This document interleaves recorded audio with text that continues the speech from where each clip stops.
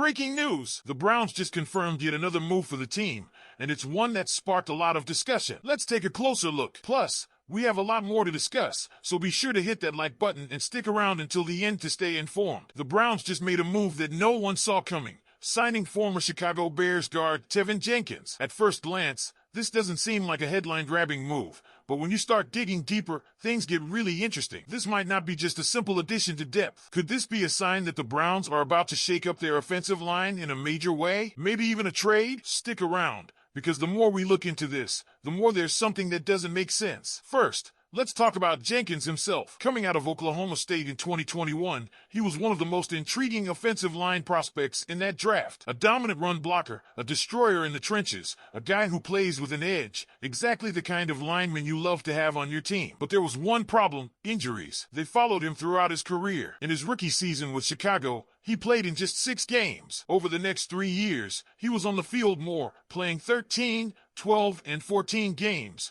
But even when he was active, he often left games early. Foot problems, ankle injuries, back problems, it's always a thing with Jenkins. That's why a player with his talent has been around for so long. Teams love his skill, but they don't trust his durability. That's what makes this signing so unexpected. The Browns already have 2 starting guards, Joel Bitonio and Wyatt Teller. They even drafted a young guard, Zach Zinter, in the 3rd round last year. So where does Jenkins fit in? Are the Browns just loading up on depth? Maybe. Or maybe they're planning something much bigger. And this is where things get really interesting. Could the Browns be preparing to trade Wyatt Teller? It sounds crazy at first, but when you really think about it, it starts to make a lot of sense. Teller is 29 years old, coming off a knee injury, and carries a big contract. If the Browns were looking to free up cap space while still maintaining a strong offensive line, moving Teller and replacing him with Jenkins would be one way to do it. Think about it. Why would Jenkins, a player who had meetings with teams like the Seahawks and Saints, sign with Cleveland if he knew he had no chance to start? Players in his position want to go somewhere they can earn a starting role. If the Browns told him, hey, you're going to be a backup behind 2 established Pro Bowlers, would he really choose Cleveland? Or did they tell him something else? Something like, show us you can stay healthy this year, and you'll be our guy moving forward. And there's another angle to this: Joel Bitonio. He seriously considered retirement this offseason. If this is his last year, maybe the Browns see Jenkins as his eventual replacement. But even then, that still doesn't fully explain why they bring him in now unless there was another move coming. This also ties into another key issue. The Browns' offensive line depth was a disaster last season. Early injuries to Jedrick Wills and Jack Conklin left the line scrambling, and Andrew Berry clearly isn't willing to let that happen again. That's why they added Cornelius Lucas from Washington and now Jenkins from Chicago. But are these moves just about depth, or is this setting up something bigger? Let's also talk about Jenkins' actual play on the field. When he's healthy, he's good, really good. According to Pro Football Focus, he was the 14th best guard in the NFL last season. He was arguably the best lineman on a bad Bears offensive line. If the Browns can keep him on the field, they might have landed a steal. But again, that if is a massive one. So what's next? Are the Browns done making moves on the offensive line, or is this just the beginning? If they trade Teller, would that be a smart move?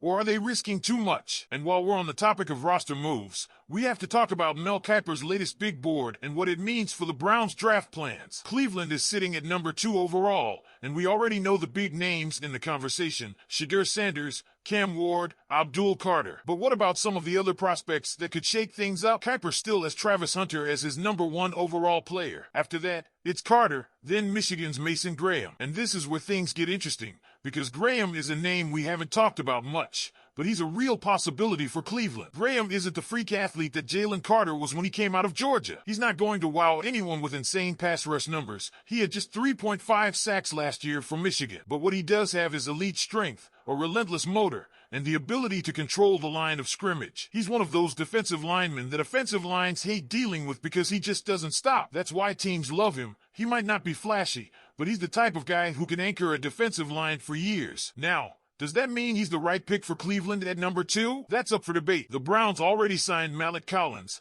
and they have Shelby Harris, but those are short-term solutions. Do they take Graham now and build for the future, or do they go in a different direction? And then there's Ashton Jeanty, the best running back in this draft. The numbers are insane. 2,600 rushing yards, 30 touchdowns, over 7 yards per carry. But would the Browns really take a running back this high? History says that's a bad idea. Running backs don't move the needle the way quarterbacks or defensive linemen do. Look at the last 10 years of top 10 running backs: Saquon Barkley, Leonard Fournette, Christian McCaffrey. They were all great, but their teams didn't win much with them. That's why teams have been moving away from drafting RBs early. So where does all of this leave the Browns? They have major decisions to make, and the Jenkins signing might just be the start. Could they be setting up a blockbuster trade? Are they loading up for a big draft move? Drop your thoughts in the comments. The Browns signing of Tevin Jenkins wasn't just unexpected. It might be the start of something bigger. Jenkins, a talented but injury-prone guard, comes in despite Cleveland already having 2 established starters at the position. That raises a huge question. Is Wyatt Teller on the trade block? Teller is 29, coming off a knee injury, and carries a big contract. If the Browns move him, they free up cap space and could gain a valuable draft pick. But why make that move now? That's where things start to get really interesting. If Cleveland is setting up for a major roster shift, it could have huge implications for their draft strategy. They hold the number 2 overall pick, and most assume they'll take a quarterback, either Shedeur Sanders or Cam Ward. But what if they don't? What if this entire offseason has been about setting up a different plan? Mel Kiper's latest big board still has Abdul Carter as a top option, along with Michigan's Mason Graham. Carter, a dominant edge rusher, would pair with Myles Garrett to create a terrifying pass rush. Graham is an elite run-stuffer who could anchor the defensive line for years. If Cleveland doesn't trust this quarterback class, could they go defense instead and figure out QB later? And that's where the veteran quarterback market comes in. We know the Browns have had conversations about Carson Wentz. Kirk Cousins' name has been linked to trade rumors. And if Russell Wilson remains unsigned, could Cleveland wait and make a late push for him? If the Browns don't love Sanders or Ward, it might make more sense to build the trenches and get a veteran QB instead of taking a risk on an unproven rookie. Then there's Jackson Dart, the Ole Miss quarterback who has been rising up draft boards. Some believe he could sneak into the late first or early second round.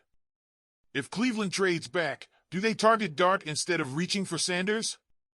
It's risky, but if they aren't convinced Sanders or Ward is a true franchise QB, it might be a smarter move.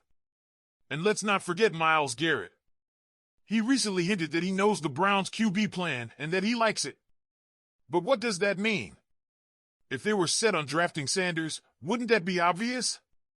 The fact that Garrett's comments were vague suggests there might be more going on behind the scenes. The Browns have major decisions ahead. Do they stick with the expected move and draft Sanders? Do they shock everyone and take Carter or Graham? Or do they trade back, stockpile picks, and find their quarterback another way? Something big is coming. The Jenkins signing might just be the first domino to fall. So, Browns fans, what's your take? Is Teller on his way out? Should Cleveland draft a QB or build the defense?